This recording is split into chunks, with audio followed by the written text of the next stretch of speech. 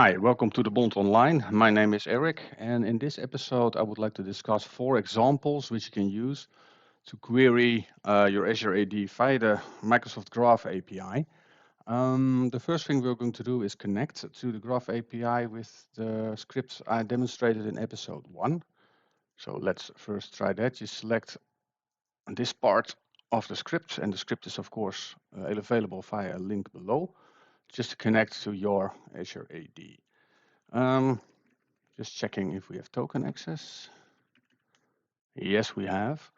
And I have made 4 examples. The first one is just the regular query for all Azure AD users via the Microsoft Graph API. The second one is selecting a specific group of users via the Graph API method. And I have as example 3, that's basically the same thing, but then via the PowerShell selection method. The fourth example is used for if your tenant has more than 1,000 users. I will come back to that later. So let's start with example 1. Example 1 is what you need to do to get all the Azure AD users via the Microsoft Graph API. What you can see here in line 29 is basically the URL which you need to use to retrieve users from Azure AD via Graph API. I will provide in the next video sites from Microsoft in which is explained in more detail, because you also can query groups, applications, and etc. And that also require different URLs, and that's explained in a specific Microsoft website. I will come to that in the next video. For now, we're just going to focus on the user part. So what you're going to do here is, this is the URL from the Microsoft Graph API. The actual retrieval will be done in line 30, and that's the find invoke REST method. And that basically means you're sending a command to this URL, and then it will get some data back, and that's put in this variable. Okay, so let's try and see what happens if you run these 2 lines. Select them both in Visual Studio Code, press F8. No error, that's always great. So then string data 1, and we see it like this. You see it receives the data, but it is in a format is basically not, you can read it, but it's of course not usable yet to be used in PowerShell. Therefore we need line 31. This will convert it in a format which is usable in PowerShell. So let's run that. Oops, just select line 31, press F8. And if you see now, you now basically have it in a table format.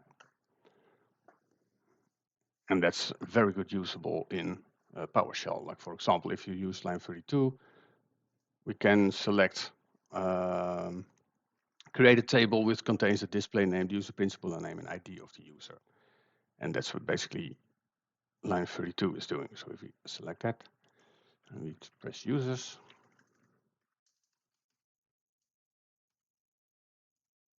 you see basically of all the data we retrieved, we now have created a table with the 3 items. In this case, we need like the display name, the user principal name, and the ID.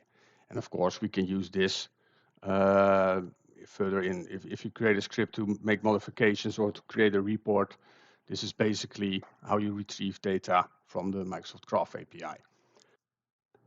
In example 2, we are going to use a filtering via graph selection. In this case, in this example, that's line 38, we also will retrieve the users from the Azure AD, but only the users that's starting with an L.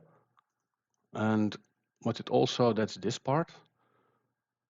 And what it also will return is not everything, but only the display name, the user principal name, and the idea from the user. So let's run and see what we get back. So I run line 38, 39, select them in Visual Studio, press F8, and now see what is in data 2.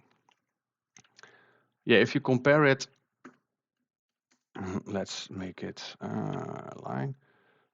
Yeah, as you can see here, it's not in a readable format yet, but you can see here the Graph API only return the users that start with an L, and it only will it only also retrieve the display name, the user principal name, and the ID. If you compare that to data 1, which we run earlier, oops, in a list format, that returned almost everything from the user. And in this case, only the components I mentioned earlier have returned. So if you then run line 40, see what the result is. Yeah, it's basically returning the display name, the user principal name, and the ID. You can see that over here. In this case, yeah, you can run also line 41, but that in this case has no additional value because it basically the return will be the same as line 40. So let's try what that will do. If you see users too, yeah, this output is the same. What you can do is, like, for example, in this case, if you want to retrieve more, like for example, you want to retrieve the given name from the user, you can add that in the line here. So what you just then do then is say given name, and then it will return the given name from all users starting with an L. Let's try it, see what happens. Save 8.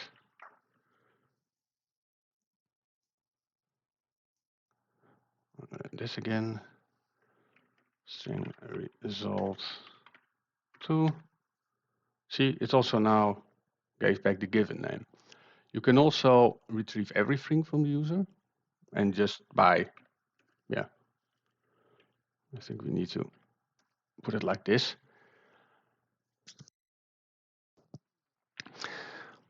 Then it will retrieve everything, and you don't have a selection criteria. So try again and see what happens.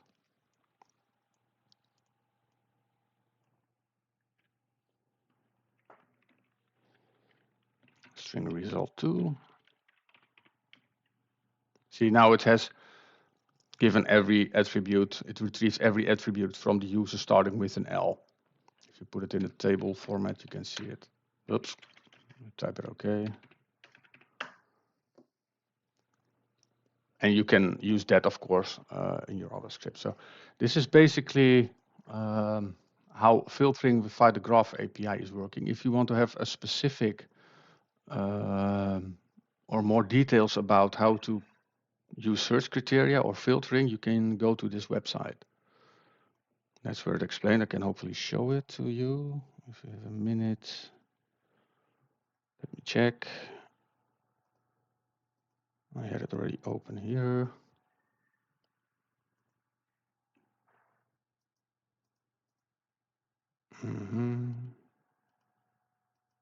Here it is. Yeah, this basically explains on how to use filtering with filtering examples based on the Graph API level. Okay, so let's back to code.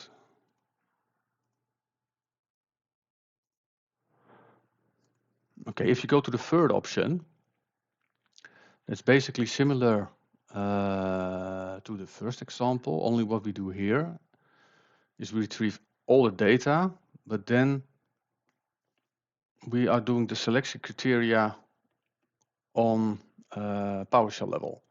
So what you can see here, it retrieves the data from the Graph API. That's on this part.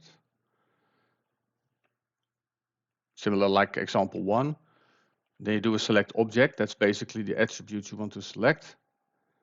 And then you do a query within these objects. So technically, it's actually it's doing the same thing as example 2, but this is a less efficient method because especially if you have a large Azure AD with more than 1,000 accounts, this can get very slow because what it will do, it will retrieve all the data from the Graph API into your internal memory, and then you will do the selection criteria after that. And if I'm working at a client with more than 80,000 accounts, then it can take up to 5 to 10 minutes until the selection has been made. So therefore, if you do querying, I always recommend to use it via the graph selection. That's much faster, and yeah, it's much more powerful if than using the classic selection via PowerShell. But we can run it to see if it's also working. And then you go to string user 3. And they are basically exactly the same result. In this case, because my tenant only has 25 test users in it, it performance-wise, you don't notice the difference. But if you have a really large tenant, you definitely will notice the difference. Because if you retrieve 80,000 accounts from Azure AD, it will take up to 5 to 10 minutes before all the data is retrieved and you can do your selection. Okay.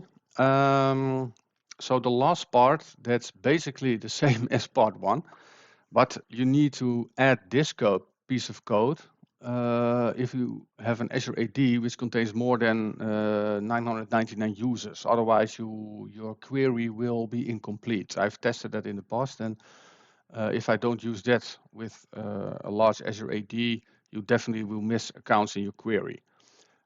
It's a bit difficult to demonstrate because I don't have a tenant which has more than 1,000 accounts, but I will still run it anyway. That you can see at least the code is working and the output is the same as example 1 and the other examples.